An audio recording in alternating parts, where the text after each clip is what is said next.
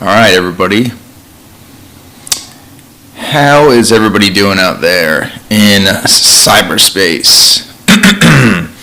Hopefully everybody's doing good. Welcome to Ruin an Hour, a safe place to talk about anything from sobriety, addiction, depression, anxiety, balance in life.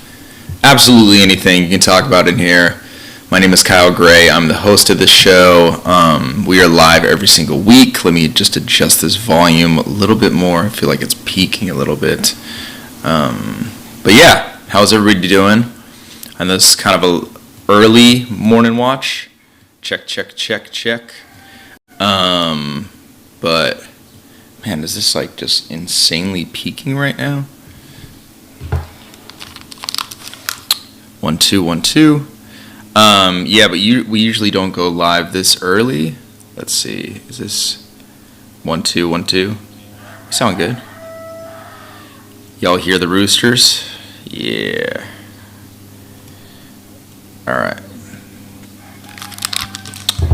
Yeah, I don't know why it's so insanely loud. Maybe if I turn on this automatic gain off, it won't be that crazy loud. Check. Is that better? Like that? That seems to be a lot better, honestly. Maybe I'm wrong.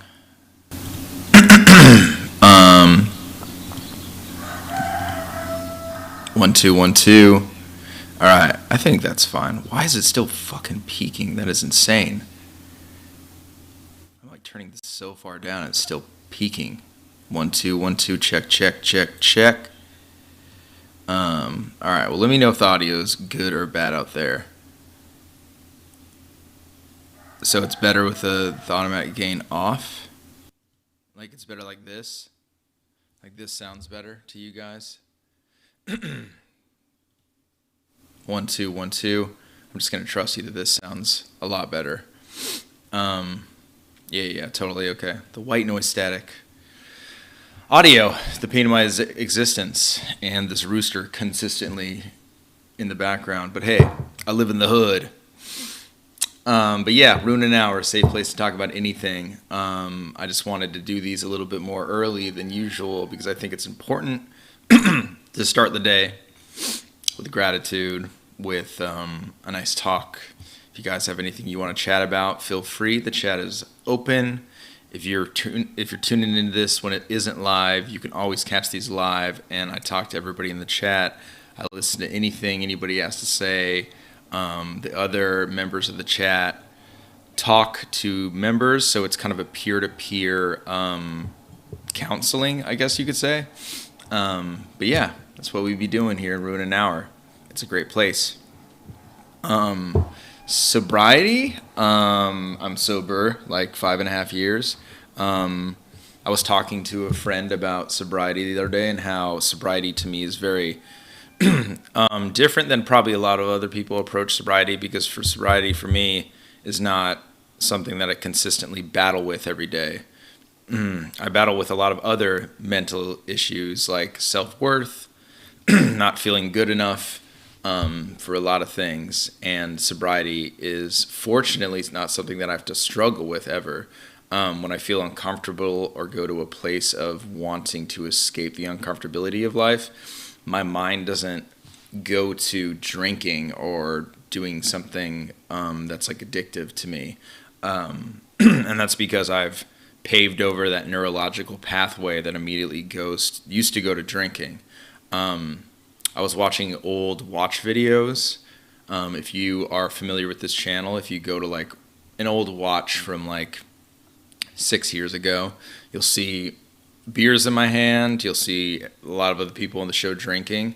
And I look massively different. That's why it's always kind of funny to me when we upload like older clips from Watch to the channel, like snippets, and people are like, "Are you drinking again?" And I'm always curious. I'm like, "Do you not see how how insanely different I look? Like I'm insanely heftier.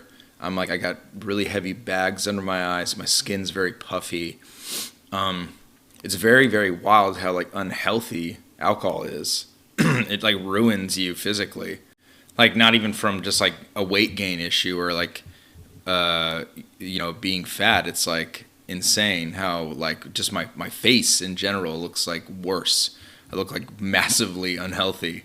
And also how I talk, how I present myself, everything was so much different back then. And I do really like that that actually exists, because it's a nice thing to kind of look back on and be like, yeah, this I'm on a path that I like, that works for me.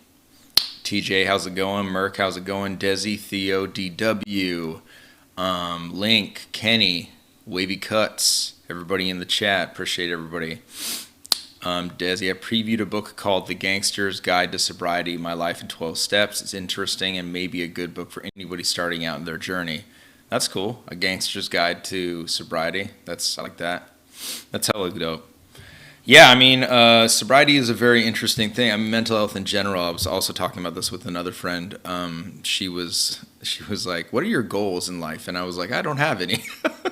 I don't have any like goals. I'm not like, I want to buy a book. I want to buy a book.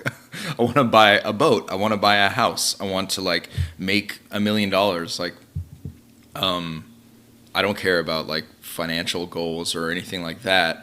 I kind of just want to like do." This is going to sound silly, but I just kind of want to do stuff that I find artistically gratifying to me. And then also I want to be of service to the people I love, to strangers too, like to all people. And also I want to like make a big mark on mental health somehow. Like, I don't know what that means. I don't know what capacity. It could be really small. You know, I was volunteering at this place called Strides for Recovery, where you would run with people in this rehabilitation program, and that's like the only time they were able to be outside of the facility. So you would like run with them and motivate them and talk with them. And I found that incredibly enriching and powerful. Maybe there's something there that I could lean into, like, you know, bringing some sort of fitness program towards like a rehabilitation center, or offering something of that nature. I do feel some sort of internal struggle sometimes with things like that, with making money off of that. I'd rather do things that were, you know, of service and free and accessible to everybody. Yeah, watching those old clips of watches are wild to me. Everybody looks so different. Yeah, everybody does. Ilmac, Chase. Chase looks amazing now. If you guys don't follow Chase Moore on Instagram or any socials, amazing producer, by the way. But he has gone through a tremendous fitness journey where he's lost something like 50 pounds in the past couple years, and it's really amazing. Like, just like the discipline he holds. 7 years sober for Ghetto God, a recovering heroin addict. Man, congrats on that. How did you do it? What was your journey like? What's it been? Including, do you do a 12-step? Hey, Sean. Good to see you, man. It's been a while, dude. I miss you too. How you been? Appreciate you, brother. It's biographical and talks about addictions while being involved in gangs. Damn. Yeah, I could understand that would be probably incredibly challenging to be in that culture and be sober. Sponsor Lush one. I don't think Lush is really interested in being sober right now. And that's the thing about people, is that sobriety and everything in life, they have to want to do it. For example, it's like myself, before I got sober, I knew that I was an alcoholic. I knew that I had an issue with infidelity. I knew that I had the deeper underlying issue with that I still deal with today, is like, I have like this kind of like bad relationship with self-love. So like, I deal with low self-worth quite often, and I don't think I'm good enough for things that I want.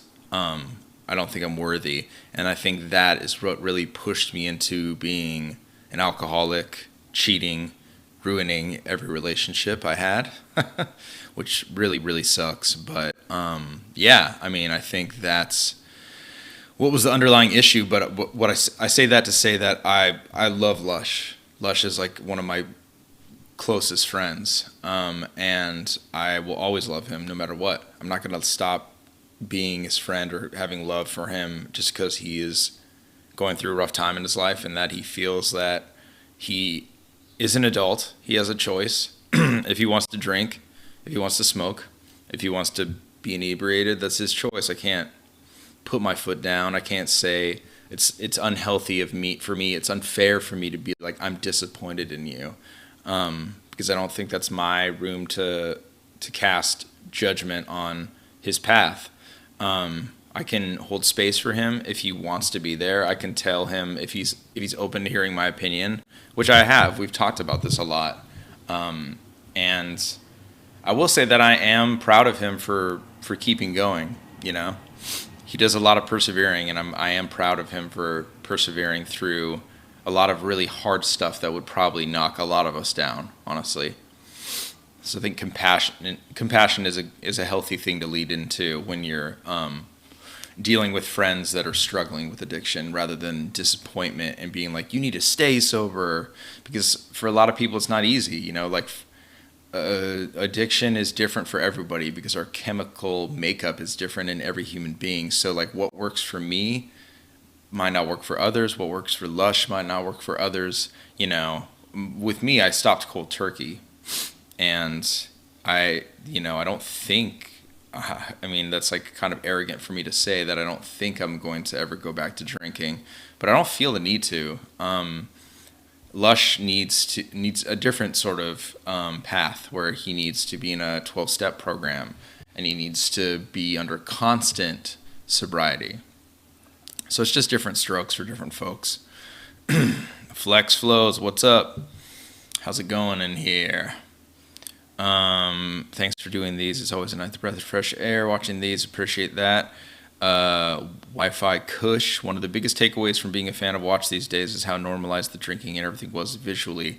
I saw it and thought, oh, they're just partying. Seeing that kind of stuff is very normal in my community, to the point you wouldn't see it and think addiction. Yeah, very true. I mean, yeah, for a lot of people, it doesn't really look like something that's out of control. Little do you know, like I mean, it's like on the surface, I didn't look like I was really struggling with anything too unhealthy, but, you know, maybe to a lot of people, you can peer under the hood. You know, you can see like, oh, the deep, like the lying, the deceit, you know, everything that I was causing to my ex, you know, like just being like just a bad partner, because I didn't love myself, and therefore was destroying something that I cared about a lot. The thing with people relapsing is some people can do moderation after being sober for so long, and he has us and a support system if he drowns in the deep end again. That's very true. That's very true, Desi. Cold turkey is the way. Cold turkey works for some people for sure. Worked for me. All right, Ghetto God. Methadone clinic helped me quit for a long period of time because I didn't get sick. And having a kid helped me tremendously, as well as having 7 close friends die from heroin overdose. Had a wake-up call. Sorry to hear that, Ghetto. That's really horrible to hear that your friends passed away. My condolences. Congratulations on checking yourself in and doing the hard work it takes to get yourself sober. And also congrats on having a kid. That's amazing. That's incredible. Literally some dude. How's it going? How you doing? Balls deep. What up? Nameless, no name. Lee. Appreciate everybody in the chat. If everybody's going through anything, if you guys want to talk about anything, the floor is yours. The floor is yours. I also watched a cool video today that I wanted to kind of talk about, that I've been thinking about, and an overall undertone to my life is gratitude. I try to, partake in gratitude and exercise gratitude as much as I possibly can, because I feel like it's a very great solution to where addiction, you think addiction is going to take you. You think like numbing yourself out with alcohol is going to like relieve you of this uncomfortability that you're going through, or this hard thing that you're dealing with in life. But gratitude is actually the thing that does it, to be honest with you. If you just sit with yourself and ask yourself, what is lovely? What is lovely in life right now? You can It's a perspective thing. Sometimes it's like really hard to have gratitude. But for example, I fly for battle rap a lot. I'm extremely blessed to be able to do to film rap battles for a living. And since I'm on a plane all the time, I consistently think about how amazing it is, like when I'm in the sky and when I have a window seat, and how blessed I am to have the perspective from above the clouds. You know, like being human, we weren't meant to be up there, obviously. So it's like I kind of like notice even my eyesight is so bright that sometimes I can't focus, and I'm just like, yeah, we're not meant to be this high looking down so far. But what a blessing it is to have a perspective that people hundreds of years ago probably would have never dreamed is possible. And, you know, everything becomes small. Everything becomes like so distant. It's very beautiful. Made 3 years sobriety last week. Hum along if you can't sing along. Congrats on that. I'm an addict to myself. You can do it. Lee, hell yeah, man. Congrats. What is your stance on vaping? It's a little vape cart along the same lines as THC, but without the head feeling. I use it for anxiety, not a crutch. I mean, I'm not here, I'm not here to cast judgment on anything that anybody does. That's a question for yourself. Do you think it's an issue, Wavy? Do you think it's something that you need to cut off from your life? Do you feel like it's a problem? Do you feel like your life is unmanageable? I think that's a big question to ask yourself when you're thinking of anything in life. Like, does this lead to unhealthy behavior? Does this lead to me doing things that I don't want to resonate with my path? Like, that I don't want to be on this higher vibration that I'm trying to lead. Amy, good to see you. Hope you're doing good. Bacon out there. TJ, congrats, hum along, Casual Clever. Hope you have a speedy recovery. Hang in there. I was in a car accident Saturday that should have killed me. I'll be in the hospital for 2 weeks. Thank God I don't drink anymore because I have the mental clarity to deal with my current situation. Casual, I really, really am sorry to hear that. Are you all right? I mean, I'm really glad to hear that you've survived. That's horrible. It's insane how dangerous driving is. I mean, you guys know that my good friend Ben passed away last year, and he passed away in a car accident. And that's been really, really hard to deal with, to be honest with you. I still don't believe it's real. I still like deal with that every day, and it's something that I'm like, I think maybe I'm in still denial that it's happened. So Casual, I'm glad you're all right. In no way the same, but I've been weaning myself off pornography. Never realized how addicted to sexual gratification I was and how it affected my relationships. No, that is the same. That is the same thing. I can empathize with that. I've done the same thing. I'm a sex addict. You know, it's like as you guys know, I like did porn in the most egregious way. I was doing it behind my ex-girlfriend's back. Yeah. And yeah, it's a drug like anything. Pornography is extremely dangerous. Also, it's just really unhealthy, to be honest with you. If you're going to look at like the sexual spectrum, I've been thinking about this a lot recently. I listened to this podcast with this sex therapist that my friend sent me recently that was so interesting about how sex is so male gratification geared. Like even the fact of intercourse being the main thing that we do, there's not as many nerve endings inside of a woman's vagina. So it's like us having intercourse for the core of sex is mainly for men. So like even the porn is entirely for men. It's so male centric, and I don't feel like is healthy in building true intimacy. I feel like it's very, very much geared towards stimulating the reptilian side of your brain that isn't geared towards being sexually healthy truly.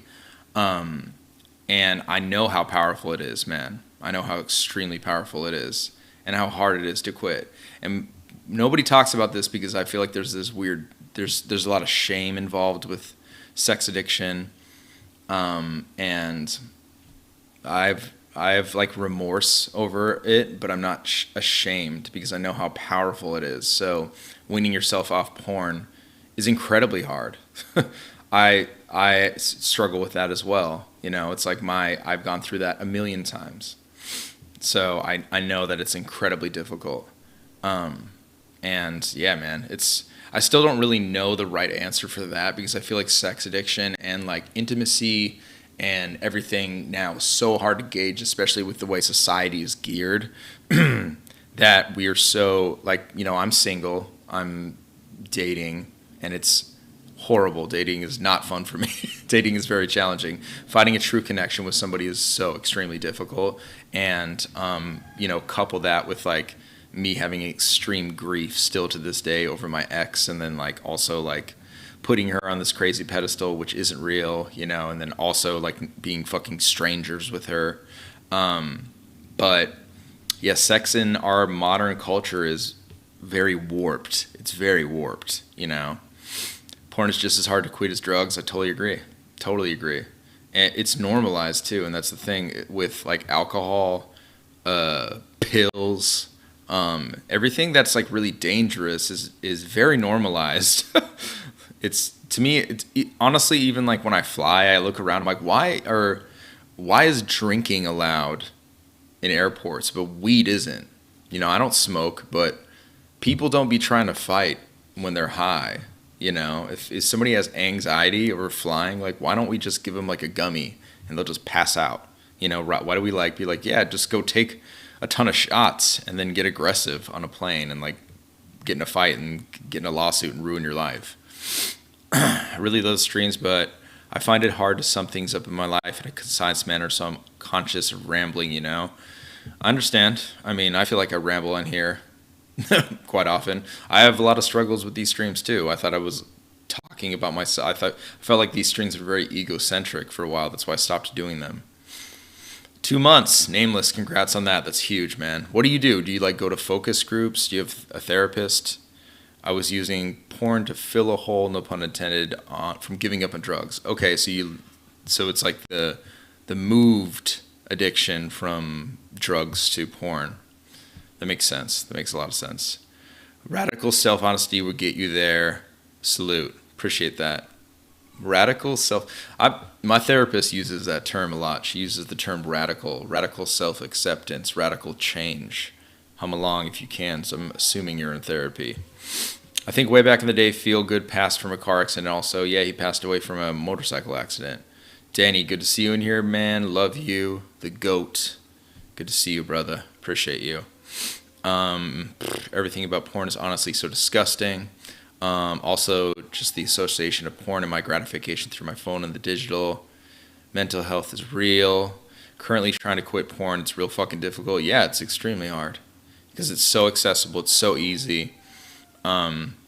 We're so trained to think that it's not doing anything bad because it's like sex is such a basic need of humanity. We all need intimacy and sex. But porn is not true intimacy. It's all a fantasy. It's not even real, you know? Think about how many porn scenes focus on the woman being pleasured. It's like even the porn I made was all about men being pleasured. It was super, super misogynistic. And yeah, even that's kind of fucked. Like, honestly, it's like our whole society's, yeah, so it's like porn is extremely difficult to quit. I feel for everybody out there that's really trying because it's not talked about a lot. You know, we talk about sobriety, we talk about mental health, we talk about depression nowadays a lot. But we don't really focus on the core reasons of why we're here. You know, then we just dig back into social media, dig back into TikTok, dig back into Instagram. Even this, it's like, you know, I'm sure there's some facet of this that's like vaguely unhealthy.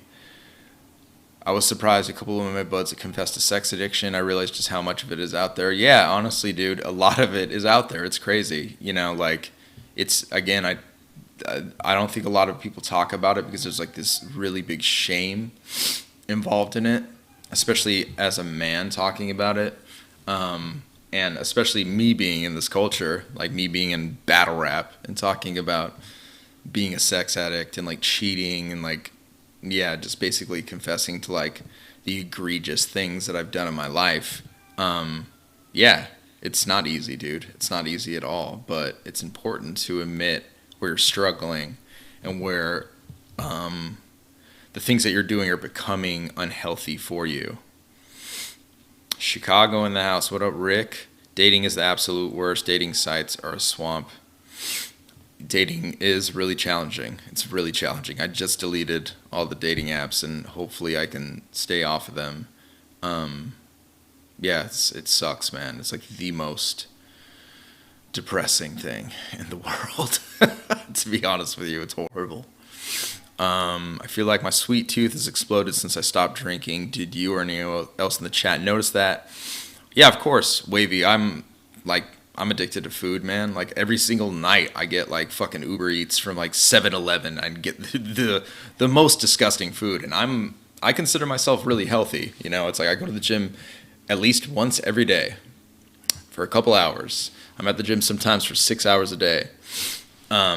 And then I just ruin it with eating like candy. But yeah, man, that's completely normal to be like food addicted. Anything can be an addiction if you're doing it to a point that it's like unmanageable and leading to unhealthy choices for yourself. That includes sex, that includes food, that includes alcohol, that includes even water. You can be addicted to water, you can be addicted to work, you can be addicted to love. Yeah.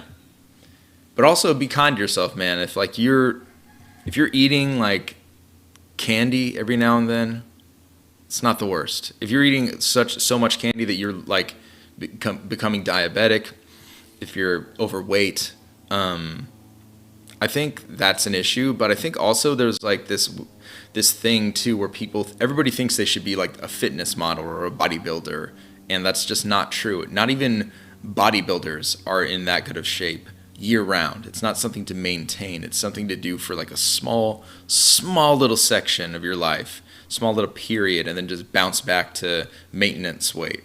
I think being healthy and being kind to yourself when you eat bad is totally fine. You're allowed to indulge in anything in life. And that also goes for the things that I mentioned. You know, if like you don't have an unhealthy relationship with alcohol, weed, sex, love, work, fucking food, you know, like indulging in things every now and then is not bad. It's not a bad thing at all. It's just like if you do it so much that it becomes unmanageable. I think that's the real big issue. Been struggling to return to a feeling of normalcy after dealing with heavy suicidal rumination for over a year. Merc, what do you do to quiet those thoughts when they pop up? And do you ever talk to a suicide hotline? That might be healthy. I'm definitely not one to give advice for anything professionally. I have no professional experience with anything like that. And I think if you are dealing with consistent suicidal thoughts, the suicide hotline would be really, really, really good to focus on. Even there's this website called Better Health. It offers free, I think, not free, but like really affordable therapy. I think that's a good option as well. I don't think your ramblings are egocentric. I actually copied something you said from your last stream into my journal. These streams are extremely helpful. Possible. Thank you, man. I really appreciate that. That means a lot to me. That's good to know. Because sometimes it's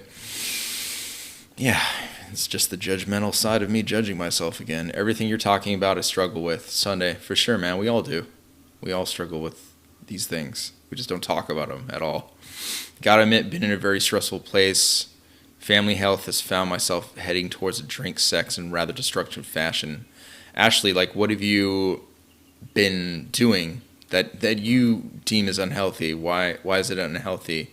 And when you're feeling stress, you know, like what helps me when I'm feeling really bad, I'll just use an example. Last night I felt really terrible, felt really horrible about like not having a close intimate partner, about like being distant from my exes, about like losing Ben. Like, you know, it's really hard because it's like a lot of the most important people in my life that I thought were going to be in my life forever are gone now. Like my ex is not in my life. We're strangers. Ben is gone. And I was kind of spiraling and going down this deep, deep, deep, dark hole. And it happens at night a lot, and I just like spiral and I think of really horrible things. And I just have to go to sleep. Sometimes I just go to sleep and be like, and I try to focus on what's good in my life. I read this article the other day about like things you should think about before sleep, and one of them is what is lovely. And I really liked that. And I like went to bed and been like, what is good? And I started like naming off all these good things about my life. I have a lot to be grateful for. And that doesn't eliminate the things that I do have a valid cause to be grief-stricken over or sad. But if you are dealing with stresses that are pushing you to unhealthy behavior, when you're trying to escape those stresses, maybe either meditate, take a second to pause and practice gratitude, or ask yourself, this kind of helps me too when I like want to really indulge in something that's not going to be therapeutic or healthy for me once it's done, is ask yourself, how am I going to feel once this is over? Is this going to like really help me? Or is this just am I just going to be drunk and depressed? It's like when you're thinking about drinking to get out of something, like, oh, I'm fucking so depressed, I'm just going to drink to forget about it. All that's going to happen is you're going to be depressed still and then drunk. And that's like a terrible combination. Kind of just found myself embracing my destructive traits, thinking what is that heart? If God, is that word? If God forgives my sins, then I should try them all. Yeah, I understand that. I understand like really embracing the things that are easy to, but you also have the power to not do that too. You have the power to choose you. You can choose the things that are going to destroy you, just like you said. These are like destructive things, or you can lean into yourself. You can lean into the love that you have for you and choose you over those destructive traits and be like, I'm not going to choose to lean into these things that are destroying me. I'm going to choose to lean into me and loving me. More depressed, actually, alcohol is a depressant too. Very true, Amy. Very, very true. That's a big part of it. Any crisis, any bad feelings, text in and chat with somebody. Amy is suggesting the suicide hotline. Yeah, that's what she was talking about there.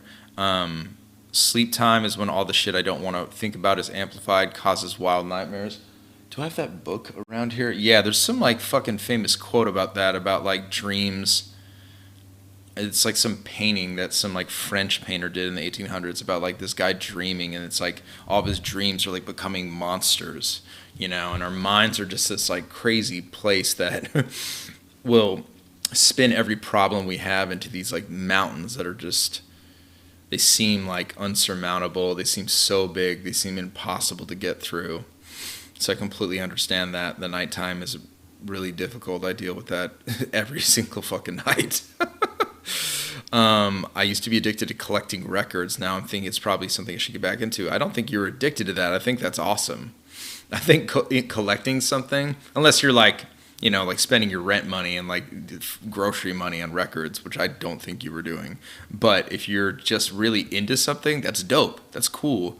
Like having a passion is great. That's actually what can free you of a lot of the reasons why you're in addiction in the first place, is having a passion. MIA Teddy Bear, good to see you in here. A grateful addict won't pick up. That's a cool mantra. I saw something that said, do not trust your thoughts after 10 p.m. Like once it's dark, don't listen to your brain playing tricks on you. That's very interesting as well. I would believe that. I think journaling is a good coping mechanism. I totally agree with that. I totally agree with journaling being a good coping mechanism for anything you're going through in life. Totally agree. But yeah, guys, anybody have anything else you want to chat about? If not, I'm going to leave y'all with a little quote. I got this book that I keep by my workspace called A Gentle Reminder, and it's just basically like little one-page things And here, we'll read this. I feel like a fucking priest right now or something. Real life is so much more interesting than anything you will see on social media, so please just put down your phone and pick up your head. Be present with the human beings you spend your time with. Be present with yourself. Be present with the world. Don't forget to live because you think you're living through your phone. Trust me when I say real life is the feeling you get when you support your friends and see them doing the things that will make their cells dance. Real life is 8 a.m. Wrapped within the limbs of somebody who makes your stomach feel like it is buzzing with an electric kind of happiness. Real life is kissing your mother's face and hearing about the first time she saw your father.